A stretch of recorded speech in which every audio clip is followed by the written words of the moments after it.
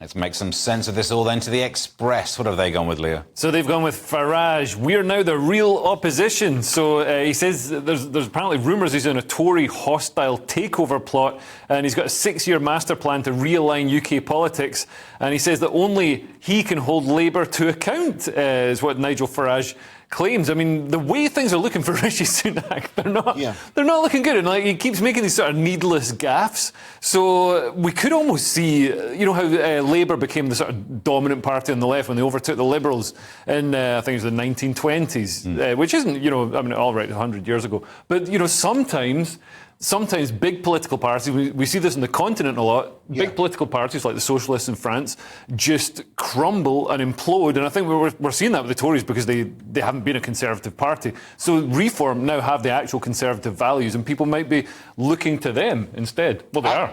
I agree with that. I mean, who gets the Tories stuff? There's lots of stuff. They got all these buildings and Conservative clubs all over the place.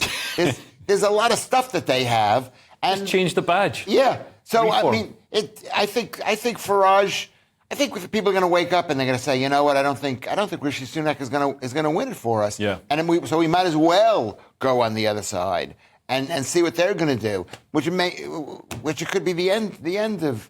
But they asked for it themselves, the Tories, I would assume. Yeah. I mean, what did they do that was so wrong? They didn't. Well, they got rid of Boris. I mean, I think, you know, getting rid of Boris might have appealed to Rishi Sunak at the time because he gets to be the top boss and run things. But, you know, now that, well, in fact, they got rid of Boris and then Truss was in and then Rishi was in. But I think if they'd held on to Boris, one thing that Boris does is wins elections with huge majorities. So they kind of need that right now. How many times did he win elections with huge majorities?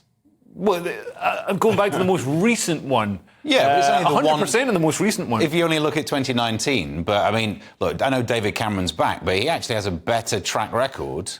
But again, a lot of that was just people got tired of Labour. I mean, I suppose even with Gordon Brown calling people bigoted and having no charisma, not that you need charisma to win anything these days, is what we've learned, but you get bored of them, don't you? A nation starts to think what you're promising doesn't mean anything because you've had a decade or so to deliver on it. You've not done, so let's try something else. And that's what happened in 2010. Yeah. And then, 14 years later, swinging the other way. And the trouble is, like, now both of the main parties just offer the same thing of, like, a gradual, increasing size and power of the state. So, we're just sort of sleepwalking into a soft communism with both of them. So, I mean, at least Reform offers something different. I was reading today about the Tories are looking at hiking tax.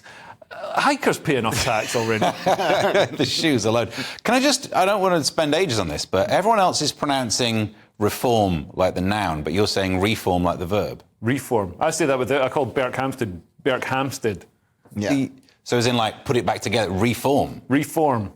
No, that's just how I talk. No, because I presumed it was a party all about changing things, but maybe it's just about putting stuff back together. Yeah, maybe it is. Oh, plot twist. Very good. Yeah. Very good. I hadn't thought about that. No. I had thought about it, but I didn't say anything about it. And for balance, because I know there's no other story that we're covering tonight that talks about Lib Dems, can we just mention how they're having a great time?